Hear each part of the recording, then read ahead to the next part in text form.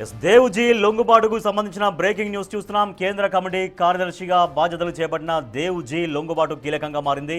దేవుజీ లొంగిపోయినా లేదా ఎన్కౌంటర్లో మృతి చెందిన ఆపరేషన్ కగార్ ముగిసినట్లేనన్న అభిప్రాయం ఉంది. నెల క్రితం దేవుజీ బాడీగార్డ్స్ని పోలీసులు అరెస్ట్ చేసినప్పుడే ఆయన దొరికిపోయాడని, పోలీసుల అదుపులో ఉన్నాడని ప్రచారం జోరుగా సాగింది. అయితే ఇప్పటికీ దేవుజీ వ్యవహారం ఉత్కంఠగానే ఉంది.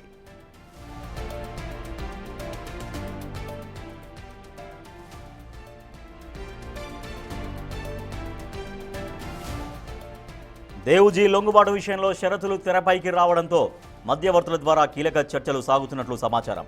చివరి దశలో మావోయిస్టు ఉద్యమానికి నీడనిచ్చిన ఆదివాసీల హక్కుల ప్రస్తావన కీలకంగా మారినట్టు తెలుస్తోంది.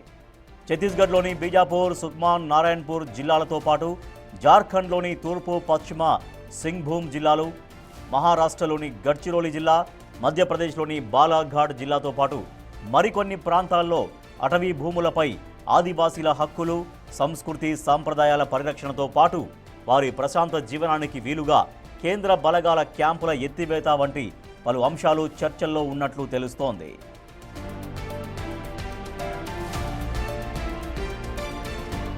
దీంతో పాటు ఉద్యమంలో పనిచేసి జైలు శిక్షలు అనుభవిస్తున్న మావోయిస్టుల భవిష్యత్తు ఏమిటి అన్న అంశంపైన చర్చించాలని దేవుజీ ప్రతిపాదించినట్టు తెలుస్తోంది.